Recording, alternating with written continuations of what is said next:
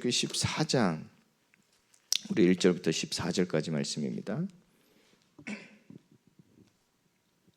우리 14장 1절부터 14절까지입니다. 같이 보겠습니다. 여호와께서 모세에게 말씀하여 이르시되 이스라엘 자손에게 명령하여 돌이켜 바다와 믹돌 사이에 비아히롯 앞 곧 바알스본 맞은편 바닷가에 장막을 치게 하라. 바로가 이스라엘 자손에 대하여 말하기를 그들이 그 땅에서 멀리 떠나 광야에 갇힌 바 되었다 하리라. 내가 바로의 마음을 완악하게 한즉 바로가 그들의 뒤를 따르리니 내가 그와 그의 온 군대로 말미암아 영광을 얻어 애굽 사람들이 나를 여호와인 줄 알게 하리라 하시매 무리가 그대로 행하니라. 그 백성이 도망한 사실이 애굽 왕에게 알려지매 바로와 그의 신하들이 그 백성에 대하여 마음이 변하여 이르되 우리가 어찌 이같이 하여 이스라엘을 우리를 섬김에서 놓아 보내었는가 하고 바로가 곧 그의 병거를 갖추고 그의 백성을 데리고 갈새 선발된 병거 600대와 애굽의 모든 병거를 동원하니 지휘관들이 다 거느렸더라. 여호와께서 애굽 왕 바로의 마음을 완악하게 하셨으므로 그가 이스라엘 자손의 뒤를 따르리니 이스라엘 자손이 담대히 나갔습니다. 애굽 사람들과 바로의 말들 병거들과 그 마병과 그 군대가 그들의 뒤를 따라 바알스본 맞은편 비아히롯 곁 해변 그들이 장막 친 데에 미치니라. 바로가 가까이 올 때 이스라엘 자손이 눈을 들어 본즉 애굽 사람들이 자기들 뒤에 이른지라. 이스라엘 자손이 심히 두려워하여 여호와께 부르짖고 그들이 또 모세에게 이르되 애굽에 매장지가 없어서 당신이 우리를 이끌어내어 이 광야에서 죽게 하느냐? 어찌하여 당신이 우리를 애굽에서 이끌어내어 우리에게 이같이 하느냐? 우리가 애굽에서 당신에게 이른 말이 이것이 아니냐? 이르기를 우리를 내버려 두라. 우리가 애굽 사람을 섬길 것이라 하지 아니하더냐? 애굽 사람을 섬기는 것이 광야에서 죽는 것보다 낫겠노라. 모세가 백성에게 이르되 너희는 두려워하지 말고 가만히 서서 여호와께서 오늘 너희를 위하여 행하시는 구원을 보라. 너희가 오늘 본 애굽 사람을 영원히 다시 보지 아니하리라. 여호와께서 너희를 위하여 싸우시리니 너희는 가만히 있을지니라. 아멘.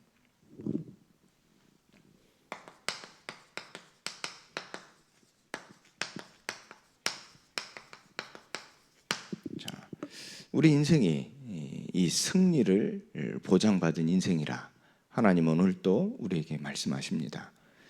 자, 이 승리를 보장하신 이가 누구냐?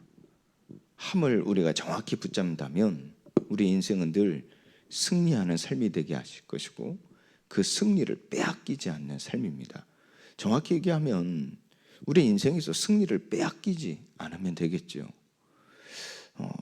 승리를 보장하신 이가 누구냐? 자, 이걸 여러분들이 생각하시기 바랍니다. 자, 오늘 말씀을 통해서 우리가 이걸 확실히 좀 붙잡고 기도했으면 좋겠습니다. 담대함.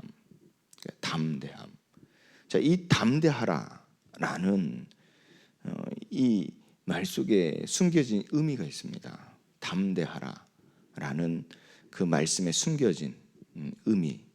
그 의미는 바로 주의 높은 손이, 높은 손, 강한 팔. 이게 숨겨진 비밀입니다. 우리에게 담대하라, 그러니까 승리가 보장됐다라는 말씀을 우리에게 주실 때 그 말씀에 숨겨진 비밀을 우리가 붙잡는다면 절대 이 승리를 빼앗기지 않을 겁니다. 아까도 이 승리를 보장하신 이가 누구냐? 그 누구냐를 생각하라 그랬어요. 그럼 이 담대하라 하는 그 말씀 속에는 주의 강한 팔, 강한 손, 주의 높은 손, 자, 이 비밀이 있다는 겁니다. 그렇기 때문에 자, 우리는 우리의 삶에 있어서 이 담대함을 놓치지 말아야 되겠죠. 자, 결국은 이걸 무엇을 의미하냐면요, 바로 이 믿음과 불신입니다.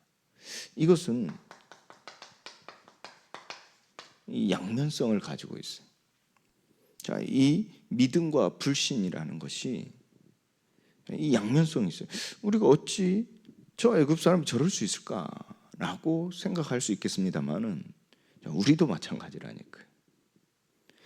자, 여러분들 이 지금 출애굽기에서 우리 성경을 읽었기 때문에 알고 있기 때문에 이 반복되어지는 그런 상황 속에서도 반복되어지는 저들의 말들, 저들의 생각들을 보면 참 안타깝기도 하고 참 어리석기도 하고 왜 저럴까라는 생각이 들죠. 이 말씀을 읽다 보면 오늘도 우리가 이 한참 뒤에 2년 뒤에 그 상황에 일어난 사건, 그들의 말들을 통해서 하나님이 나타내신 일들, 그걸 알고 오늘 이 말씀을 시작할 때 이 말씀을 보니까 똑같이 말하지 않습니까?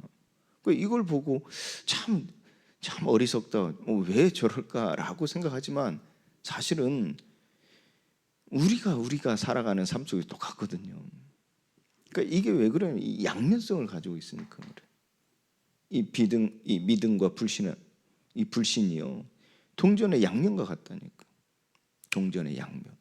그러니까 이 동전을 가지고 있으면 내가 앞으로 놓으면 앞이 되는 거고 뒤로 놓으면 뒤가 되는 거예요.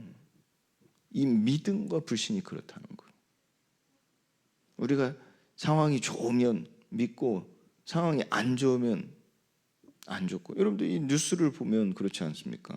사람들이 뉴스 보고요 그런 뉴스의 어떠한 상황에 따라 막 좋았다, 막 안 좋았다, 대통령 지지율이 막 높아졌다, 막 낮아졌다.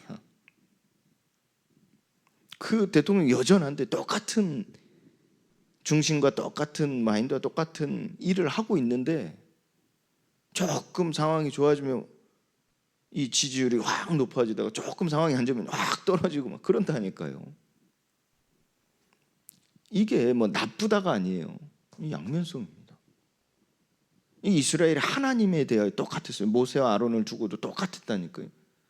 조금 막 배부르고 좋으면 막 좋아졌다가 막 배고프고 굶주리고 막 힘들고 어떠한 막 사건이 터지면 확 떨어졌다가.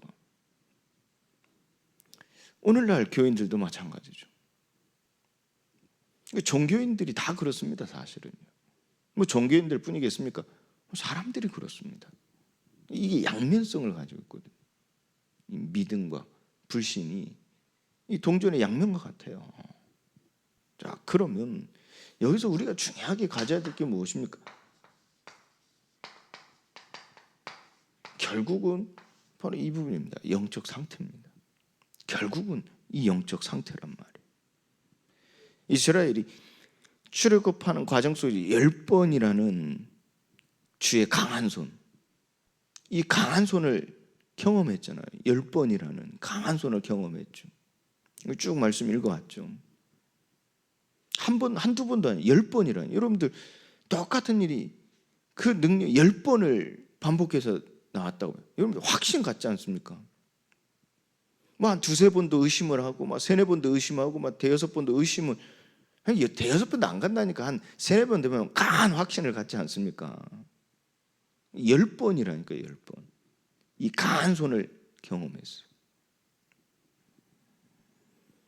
그러면서 아브라함의 하나님, 이삭의 하나님, 야곱의 하나님, 하나님께서 그 언약하신 바, 약속하신 바를 이들의 어릴 때부터 들어왔던 거죠. 역사 속에서 그 언약이 성취되어짐을 확인했다니까.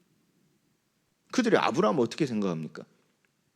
이스라엘이요, 이삭을 어떻게 생각해요? 야곱을 어떻게 생각해요? 우리의 뿌리, 우리의 근원이라 여겨지지 않습니까? 그런데 그들이 믿었던 하나님, 그들의 여호와 하나님, 그 하나님이 그들에게 이르신 말씀들을 다 이루었음을 그들이요 기초 지식으로 가지고 있다니까. 그러면서 이스라엘의 하나님, 곧 자기들을 얘기하죠.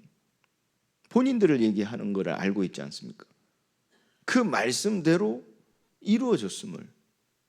분명히 아브라함에게 하나님 400년 동안 이 감독자를 세워서 그들을 괴롭게 할 것이다 라는 말씀을 이삭에게 안 했겠습니까? 이삭이 또 야곱에게 안 했겠습니까? 야곱이 그 아들들 12아들들에게 안 했겠냐고요. 저는 했다고 생각하거든요. 그게 이스라엘 미래. 그러나 그 속에서 하나님이 구원하시고 그들의 여호와이심을 알게 하신다는 그 약속과 더불어 전달했겠죠. 그 좌절, 실망을 주는 게 아니라 오히려 우리 하나님, 그 하나님을 굳게 붙잡으라는 확실한 메시지와 함께 소망으로 그 경고성, 대비, 그 깨어있음을 강조하며 전달하지 않았겠습니까? 그럼 분명히 이스라엘 그걸 듣고 자랐을 거란 말이에요. 근데 요셉 이후에 노예가 됐을 때는 그걸 전달했는지 모르겠습니다만은 그래도 전달하는 자가 있었겠죠. 소수의 사람들이라 할지라도. 그러면 그걸 들어왔단 말이에요. 그러면서 그들이 10번의 강한 손을 체험하면서 그 아브라함의 하나님 하신 말씀들을 떠오르며 우리에게 하신 약속을 붙잡았지 않았겠습니까? 그 애굽의 노예 되어졌음에 결국 그들이 하나님에게서 끊어졌기에 이 애굽의 노예가 되었으면 자기의 상황, 자기의 신세를 보면서 한탄하지 않았겠습니까? 그런데 출애굽하여 나올 때 그들이 은과 폐물을 주면서 그들을 높이면서 다 가라 할 때 얼마나 좋았겠어요. 야, 우리 하나님 최고다. 진짜 하나님을 영원히 찬양하리라. 그 하나님을 내가 영원히 따르리라 하며 막 하나님의 이름을 높이며 하나님을 찬송하며 그 애굽 땅을 떠나지 않았겠습니까? 그 은과 폐물을 가지고 수레를 끌고 가지고 이 기세등등하며 가지 않았겠습니까? 그런데 뒤에 이제 눈을 들어 본즉 이 애굽의 군대, 바로의 군대가 오니까요, 완전히 이들이 어떻게 했어요? 오늘 보셨죠? 매장지가 없어서 우리를 지금 잘 살고 있는 우리를 애굽에서 내보내서 지금 이 광야에서 죽게 만들 거냐? 자, 이게요, 어떤 상황이 아닙니다. 그 상황을 받아들이는 상태입니다. 그 상황을 받아들이는 상태. 그 상태에 따라요, 그 바로의 마음이 바뀌어지니까 이 군대 모든 병력을 다 동원해서 치료하잖아요. 왜요? 이들이 10번의 이 강한 손을 또 이들도 경험했기 때문에 이 이스라엘을 무시할 수가 없는 거예요. 노예로 무시할 수 없는 거예요. 그리고 그 노예로 삼기 이전에 지금 이 이스라엘 사람들의 능력을 알고 있지 않습니까? 그걸 두려워해가지고 노예로 만든 거잖아요. 그러니까 거기에 또 무엇입니까? 10번의 경험 속에 하나님의 강한 손을 알기 때문에 동원했다니까, 애굽의 병력을. 근데 그걸 가지고 가지 않습니까? 그걸 볼 때 여러분들이 이 영적 상태에 따라서 기쁨과 소망이냐, 원망과 좌절의 두려움이냐, 이게 달라지는 거예요. 이 상태에 따라서.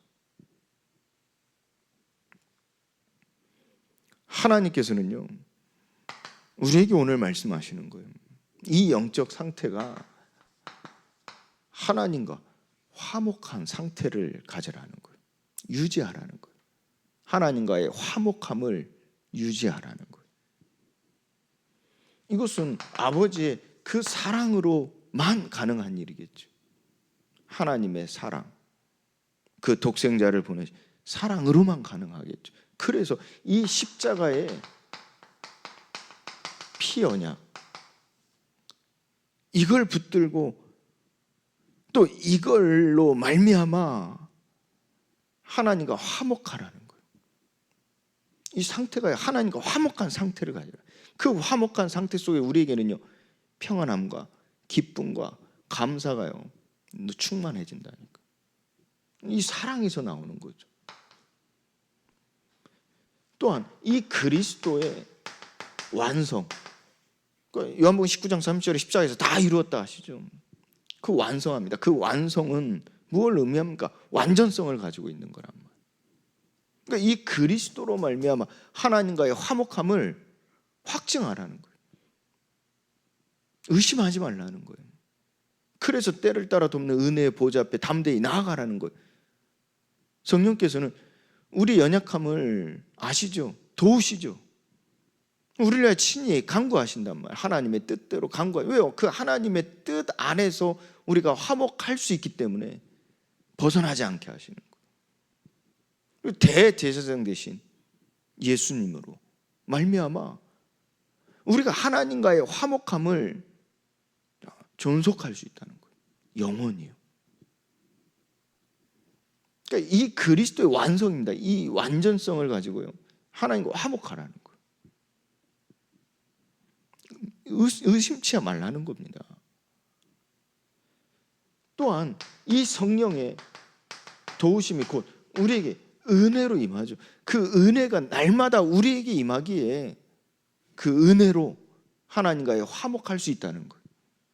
그러니까 이 하나님과의 화목함을 유지하라는 거예요. 지키라는 거예요. 또한 이 영적 상태는 그 하나님을 경외함. 그 경외함은 이 그리스도의 예수의 섬김으로 나타났죠.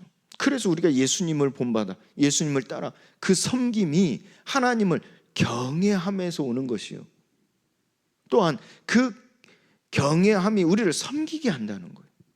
예수님과 같이. 결국 우리가 이 하나님을 경외함으로써 이 영적 상태가 유지될 수 있는 거예요.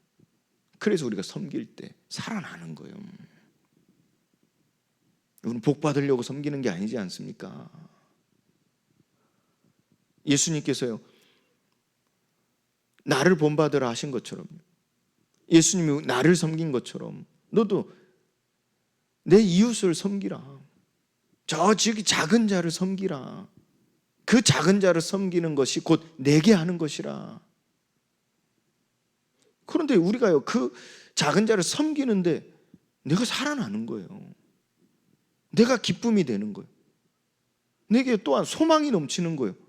여러분들 이 체험이 있죠. 여러분들 이 경험이 있지 않습니까? 내가 섬기는데 소망이 생겨요. 내가 이걸 돕고 이 사람을 돕고 이 작은 자를 섬기는데 막 기쁨이 넘쳐요. 아까운 게 아니라요, 오히려 체험이 되어진다니까. 경험이 없는 분들은, 이 체험이 없는 분들은 섬겨보시기 바랍니다.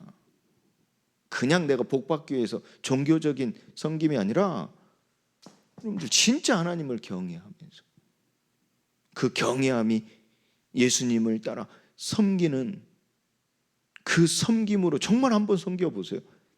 신기한 일이 벌어집니다. 섬기는데 아깝지 않아요. 섬기는데 피곤하지 않아요. 섬기는데 도리어 소망이 생겨요. 섬기는데 도리어 기뻐요.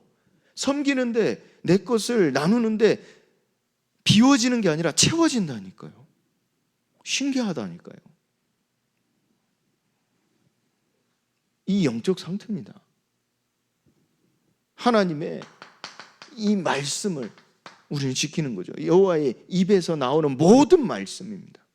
모든 말씀을 지키는 거예요. 이 영적 상태죠. 그리고 이 규례, 주께서 내게 말씀하신 그 규례를 지키는 겁니다. 이것은 이 거룩함을 말하죠. 거룩함. 그리고 주께서 내게 명령하신 바, 모든 민족을 제자로 삼아라. 가라. 보내시는 거예요. 전도의 일을 때를 얻든지 못 얻든지 항상 힘써 행하라. 땅까지 이르러 내 증인이 되리라. 전도 선교를 명령하시는 거예요. 하나님 나라 일에 대하여 말씀하신 바가 무엇입니까? 하나님 나라 일을 명령하신 거예요. 보내시는 거죠. 가라. 보내시는 거예요. 그러니까 이 명령을 지킴으로써 우리는 이 영적 상태를 가지는, 이 결론입니다. 13절 14절 말씀이죠. 모세가 백성에게 이르되 너희는 두려워하지 말고 가만히 서서 여호와께서 오늘 너희를 위하여 행하시는 구원을 보라. 너희가 오늘 본 애굽 사람을 영원히 다시 보지 아니하리라. 여호와께서, 중요한 얘기죠, 너희를 위하여 싸우시리니. 너희를 위하여 싸우시리니.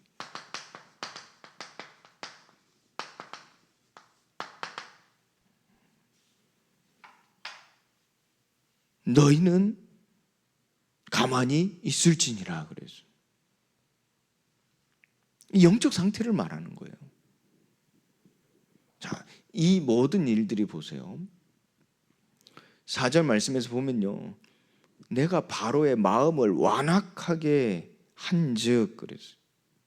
그래서 바로가 그 뒤를 따르는 거죠. 그런데 그 바로의 마음을 완악하게 한 하나님의 계획이 있었죠. 무엇이었습니까? 내가 그와 그의 온 군대로 말미암아 영광을 얻어. 내가 싸운다는 얘기죠. 그래서 이긴다는 얘기. 그래서 영광을 얻어. 중요한 결말입니다. 그 중요한 계획이죠. 숨은 계획이죠. 애굽 사람들이 나를 여호와인 줄 알게 하리라.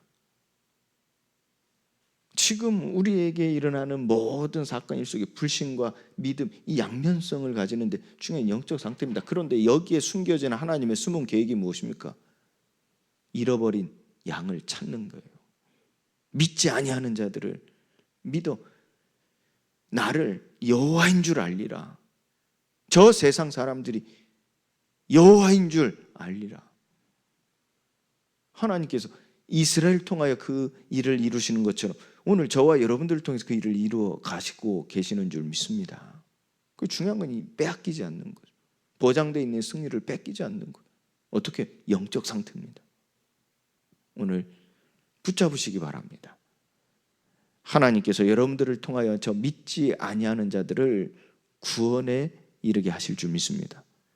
내가 믿는 여호와 하나님이 저들의 하나님 여호와가 되게 하실 줄 믿습니다. 승리를 보장받은 인생을 믿으시기를 예수 그리스도의 이름으로 축원드립니다. 하나님 감사합니다.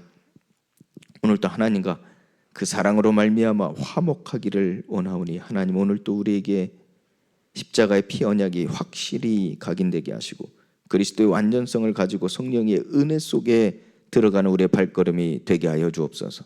오직 여호와를 경외하기를 원하오니 오늘 또 말씀하옵시고 그 말씀을 지키는 우리의 삶이 되게 하셔서 우리 연약함을 도우시는 성령의 역사 속에서 그 보내신 명령을 감당하며 하나님께 영광이 되어지고 그 영광으로 말미암아 내 주위에 믿지 아니하는 자들이 예수 그리스도로 말미암아 하나님을 나의 여호와인 줄 알게 되어지는 일이 일어나게 하여 주옵소서. 오늘 또 나를 위하여 싸우시는 여호와를 찬양하며 주님 앞에 나아가는 그 은혜 보좌 앞에 오로지 기도에 힘쓰는 날이 되게 하여 주옵소서. 이제는 우리 주 예수 그리스도의 은혜와 하나님의 크신 사랑과 성령님의 충만하심이 오직 여호와를 경외하며 여호와를 사랑하는 이 자녀들 머리머리 위에 이제와 영원토록 항상 함께 계실지어다.